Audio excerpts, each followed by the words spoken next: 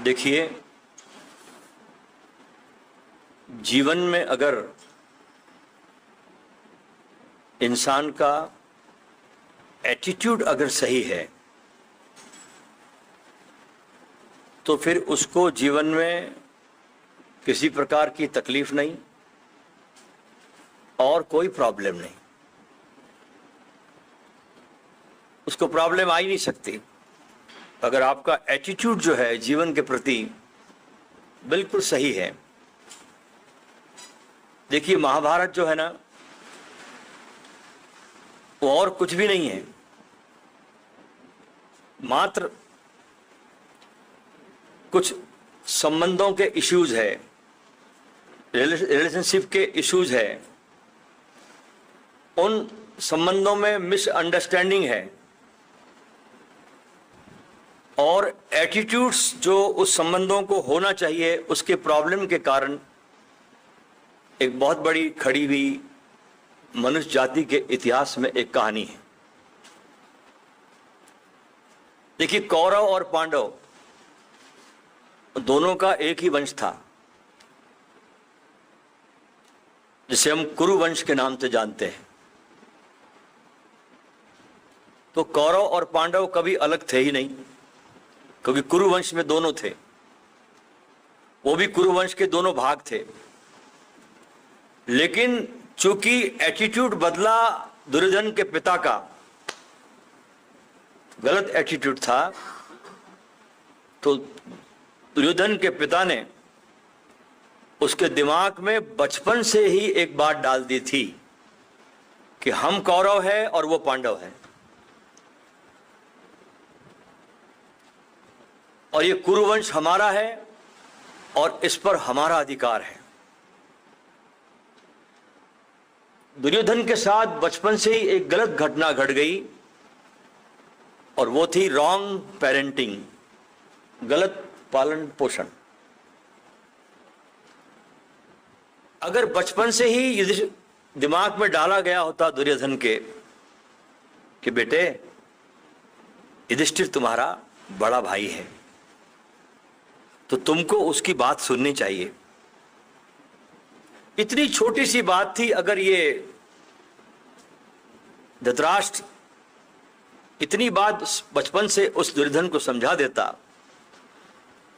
कि तेरा बड़ा भाई है युधिष्ठिर और तुमको उनकी बात सुननी चाहिए, तो कोई समस्याएं खड़ी नहीं होती। मगर प्रॉब्लम यह हो गया कि पिता देख नहीं सकता था, अंधा था, और जो देख सकती थी मां, उसने भी आंखों पर पट्टी बांध ली। पिता भी अंधा है और मां ने आंखों पर पट्टी बांध ली। अब जब बच्चों पर कोई नजर रखने वाला ही नहीं है तो उसके नतीजे फिर क्या मिल सकते हैं? उसका यह एक महाभारत में दुर्योधन के रूप में परफेक्ट एग्जाम्पल है हमारे सामने कि जब माँ बाप बच्चों के प्रति अंधे हो जाते हैं तो बच्चा क्या निकलकर सामने आएगा। ये दुर्योधन उसका उदाहरण है। महाभारत से, कृष्ण के जीवन से हम बहुत कुछ बातें सीख सकते हैं दोस्तों, कि जब माँ बाप को बच्चों के पालन पोषण की कला नहीं आती, उनके प्रति उपेक्षा का भाव रखते हैं, उनकी तरफ ध्यान नहीं देते हैं, गलत शिक्षाएं बच्चों को दी जाती है कि बच्चा एक कोरी स्लेट है, खाली किताब है, और बच्चा शब्द का अर्थ ही होता है जिसको बचाना है। बच्चा शब्द का अर्थ ही होता है जिसको बचाना है आपको। लेकिन अक्सर माँ बाप बचाते नहीं, उसे छोड़ देते हैं। अच्छा, और देखिए कि दुर्योधन के साथ ये घटना घटी कि वो अपने माता पिता से भी ज्यादा ऐसे आदमी के पास बचपन में पले जिसका नाम था शकुनी।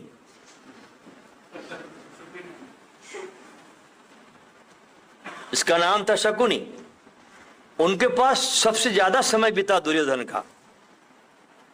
जब हमारे आसपास के लोग बच्चों के अंदर जो चीजें डाल रहे हैं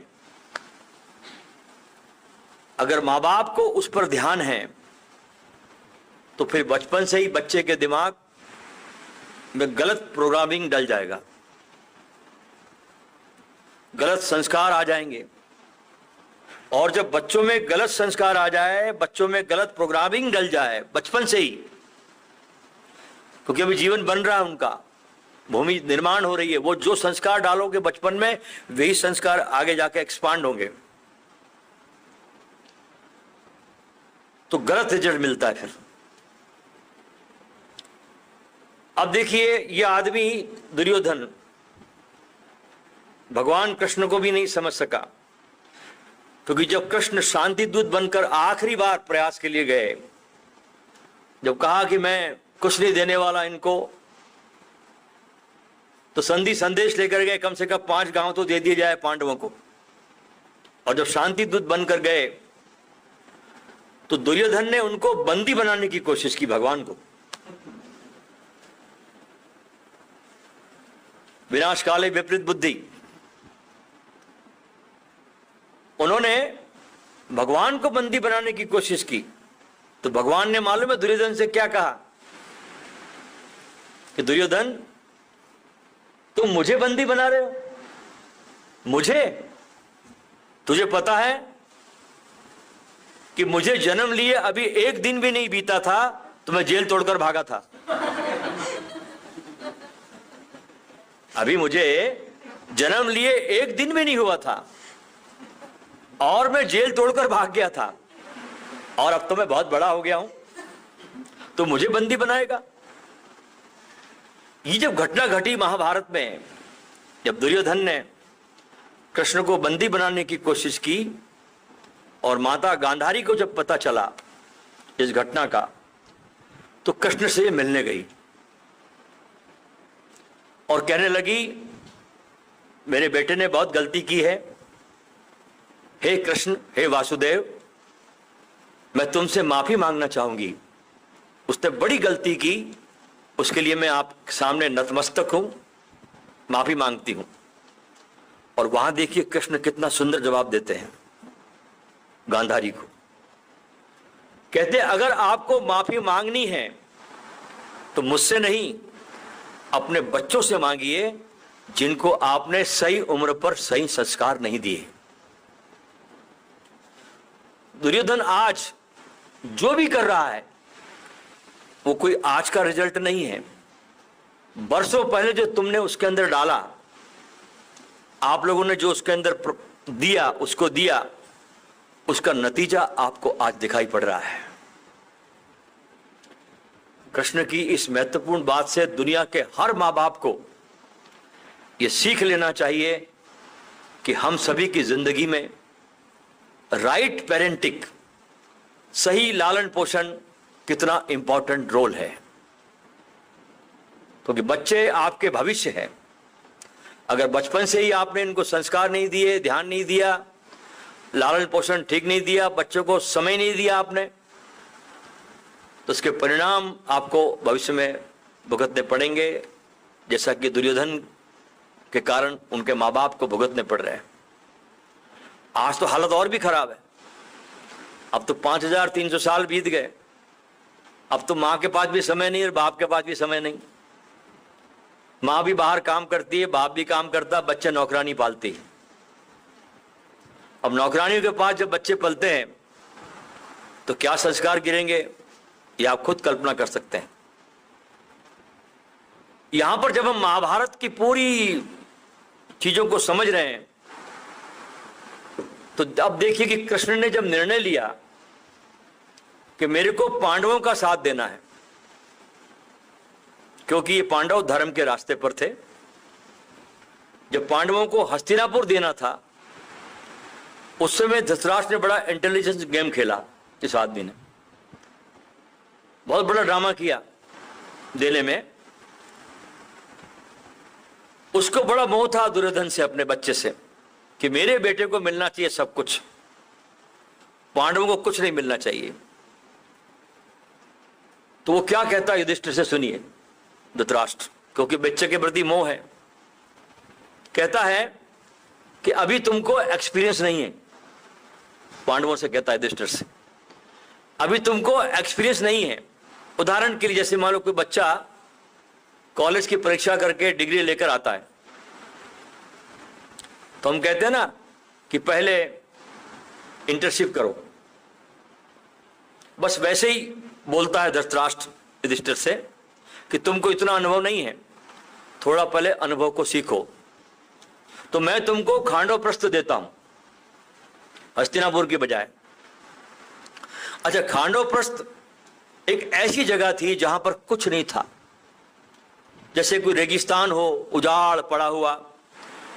तो कहा कि तुमको ये देता हूं खांडवप्रस्थ, तुम यहां पर रहो और यहां पर बराबर मैनेजमेंट सीख लो, और तुम अगर वहां पर सब कुछ ठीक कर पाए और सफल हो गए, उसके बाद तुम हस्तिनापुर के लायक बन सकते हो। अब खांडवप्रस्थ बेचारे पांडवों को दिया गया, उजाड़ वीरान रेगिस्तान, कुछ नहीं जहां पर। लेकिन ये लोग बड़े प्रतिभाशाली थे पांडव, अपनी खूब मेहनत करी और एक अलग ही नगरी बना दिया इस खांडवप्रस्थ को। कहते भगवान इंद्र की उस पर कृपा थी, इसलिए उसका नया नाम पड़ गया उस एरिया का इंद्रप्रस्थ, आज भी है दिल्ली में।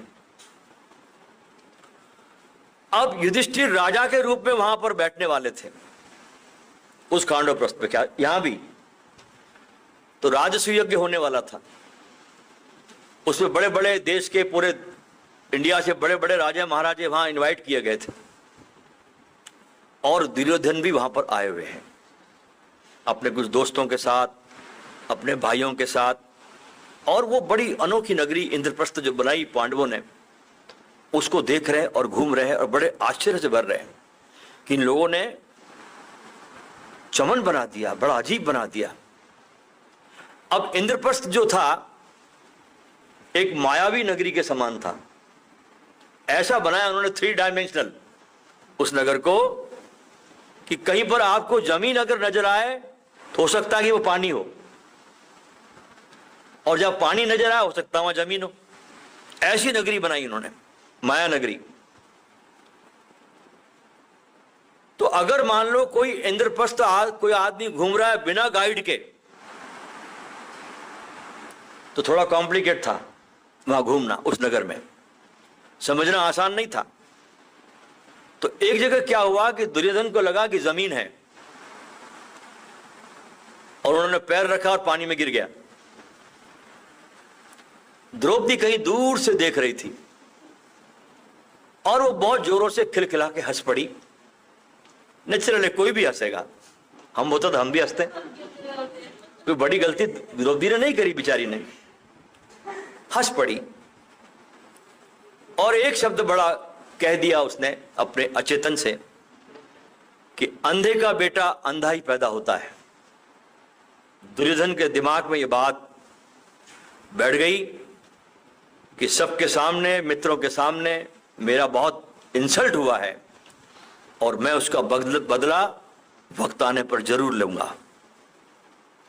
यहां पर एक सीख मिलती हमको कि अपने जुबान का उपयोग हमको कैसे करना चाहिए। एक छोटी सी गलती क्या हुई जिसने पूरे महाभारत को जन्म दे दिया। इसलिए जो भी बोले आप बहुत सोचकर समझकर विवेकपूर्ण होकर बोले। एक इस सदी के महानतम सदगुरु हुए जॉर्ज गुरजीएफ, उसके पिता ने मरते समय उसको एक बहुत सुंदर बात बोली। कहा कि मेरे जीवन का मैं तुमको अनुभव दे जाता हूं। उसने कहा कि तुमको कोई भी आदमी कुछ भी पूछे, कोई तुमको गाली दे, कुछ भी करे, जवाब 24 घंटे के बाद देना, उस समय नहीं। और गुरजीएफ ने अपने आत्मस्मरण में लिखा है कि मेरे पिता की ये छोटी सी सीख मेरे जीवन में पूरा रूपांतरण कर गई। 24 घंटे के बाद मुझे लगता था कि गलती मेरी थी, उसकी नहीं थी। तो जब भी बोले जीवन में तो बहुत विवेकपूर्ण सोचकर समझकर, हो सके तो टाल दें उस समय, कुछ देर के बाद उनको बोले। अच्छा, और एक देखिए कि जब जब कृष्ण पांडवों के साथ नहीं है जब जब भी, तब तक पांडव मुसीबत में पड़े हैं। जैसे जुआ खेलने गए ये, तो कृष्ण को साथ नहीं ले गए, अकेले गए, और देखिए क्या दुर्गति हुई, सब हार गए। और सिचुएशन ये है कि पांडवों ने अपने आप को भी गुलाम बना लिया, सब हार गए, यहां तक कि अपनी द्रौपदी पत्नी को भी दांव पे लगा दिया, कोई कृष्ण साथ में नहीं है। अब इस सभा में जहां पर जुआ चल रहा है, वहां पर गुरु द्रोणाचार्य भी बैठे हैं, जिनके सारे ये शिष्य हैं, वो भी वहां पर थे, विश्व पितामह भी वहां पर थे, सबसे बढ़कर धृतराष्ट्र भी बैठे थे, लेकिन देख नहीं सकते थे। लेकिन क्या द्रौपदी की चीखों को, उसकी आवाजों को इन लोगों ने नहीं सुना? अंधा हुआ तो क्या हुआ? जब द्रौपदी पुकार रही थी, उसकी रिक्वेस्ट कर रही थी, और वो सुन नहीं पा रहा था। इतने महान लोग मौजूद थे, लेकिन कोई कुछ नहीं कर रहा था। तो ये घटना जब कुरुक्षेत्र में घटी, कि जब अर्जुन कृष्ण से कहता है कि मेरे को, मेरे गुरु द्रोण को क्यों मारना है, मेरे गुरु है वो, या मेरे पिता ने क्या बुरा किया है, तो कृष्ण ने जो जवाब दिया वो बहुत सोचने जैसा सब जवाब है उस युद्ध भूमि में। कृष्ण कहते हैं शायद इन्होंने बुरा किया नहीं, मगर इनके सामने जब बुरा हो रहा था तो उन्होंने इसको रोका भी नहीं है। वे इक्वल गुनाहगार हैं। जब कोई चीज बुरी हो रही है और आप उसको रोकते नहीं, तो आप भी उसके गुनाहगार होते हैं। और ऐसी जब परिस्थिति बनी उस सभा में, द्रौपदी चीखती रही, चिल्लाती रही, रिक्वेस्ट करती गई, सबकी गर्दनें नीचे झुकी हुई, और तब हम जानते हैं कि कृष्ण जो थे उस सभा में मिस्टर इंडिया की तरफ उसमें प्रवेश किए। आपने देखी पिक्चर, मिस्टर इंडिया पिक्चर आई थी एक, तो मिस्टर इंडिया की तरह कृष्ण वहां पर आए, यानी कि ही वॉज नॉट विजिबल। मगर जब वो वहां पर आए और उन्होंने जो द्रौपदी को वादा किया था कि बहन, एक बार क्या हुआ कि सुदर्शन चक्र यूज करते करते जब वापस आया तो इनकी उंगली पर थोड़ा कट का निशान लगा, तो द्रौपदी ने अपनी साड़ी को फाड़ करके उस निशान पर कपड़ा बांधा था। तो कृष्ण ने कहा था कि समय आने पर मैं जरूर इसका बदला चुका दूंगा। अब ये समय आया।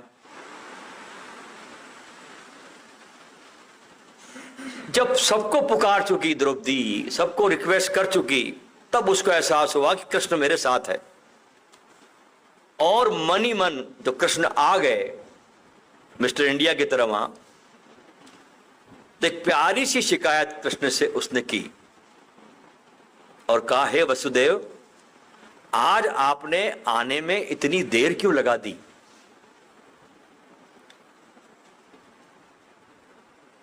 आपने इतनी देर क्यों लगा दी? कृष्ण उस परिस्थिति में ना चाहते हुए भी बहुत कुछ कह गए जो हमारे लिए बहुत काम की है। कृष्ण द्रौपदी से कहते हैं कि जब वस्त्र हरण हुआ तो तुमने सबसे पहले पांडवों की तरफ देखा, अपने पतियों की तरफ, क्योंकि पहला पति बचाता है अपनी स्त्री को, अपने पत्नी को। उसका सबसे निकटतम कोई प्रेमी होता है तो उसका पति होता है। तो सबसे पहले द्रौपदी ने पांडवों की तरफ देखा कि कौन तुम्हारी मदद करने के लिए आ रहा है। उसमें जब कोई नहीं आया तो तुमने भीष्म पितामह की तरफ देखा, वो भी तुम्हारे तरफ नहीं आए। एक एक करके तुमने सभी को याद किया, पुकारा, निवेदन किया, मगर कोई तुम्हारी मदद के लिए नहीं आया। तो तुमने मुझे आखिर में याद किया, और जब तुमने मुझे आखिर में याद किया तो मैं आखिर में आया। जब तुमने मुझे आखिर में याद किया तो मैं आखिर में आया। अगर पहले याद कर लिया होता तो मैं पहले चला आता। ये कितनी सही बात है।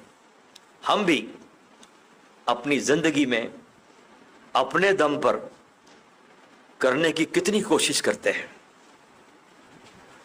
और जब कहते हैं ना कि जब परिस्थिति हमारे हाथों से बाहर निकल जाती है, तब हम परमात्मा को याद करते हैं द्रौपदी की तरह। तो भाई पहले याद करो तो समस्या आएगी नहीं। कोई भी कार्य आप शुरू करें, अगर वो कार्य को शुरू करने से पहले अगर आपने परमात्मा को याद कर लिया, इस जगत के नियंता को, इस जगत के पालनहार को, इस सर्वेश्वर को आपने कोई भी कार्य शुरू करने के पहले याद कर लिया, तो बाद में कोई तकलीफ और प्रॉब्लम होती नहीं। इसलिए रोज सुबह जब आप उठो और जब दिन की शुरुआत करो, तो भगवान को याद करके अपनी शुरुआत करो। उठते बराबर सबसे पहले आपके भीतर रोम रोम से इस परमात्मा के प्रति आपका धन्यवाद का भाव होना चाहिए कि आपको एक दिन उसने और जीवन के लिए दिया, और भक्ति में डूबने के लिए, और अपने कर्तव्यों को पूरा करने के लिए आपको दिया गया। और दिल से थैंक्स, धन्यवाद आपको करना चाहिए रोज, पहले ही सुबह सुबह, कि आपको ये और दिन देखने का मौका मिला। क्योंकि आज की सुबह न जाने कितने लोगों ने शरीर छोड़ दिया और वे मृत्यु के ग्रास में समा गए, और वे जीवन को नहीं देख पाएंगे। लेकिन आपको एक अवसर मिला, मौका मिला। इसके लिए रोज भगवान को धन्यवाद देना सीखो। उनसे भिखमंगों की तरह मांगते मत रहो, धन्यवाद देना सीखो। और जब तुम धन्यवाद देना सीखते हो तो तुम्हारे तरफ उसकी ऊर्जा, परमात्मा की ऊर्जा तुम्हारी तरफ प्रवाहित होना शुरू हो जाती है। मांगने वाले के पास कभी ऊर्जा नहीं आती, जो धन्यवाद देता है उसके पास परमात्मा का सेतु जुड़ जाता है। तो धन्यवाद देना सीखो।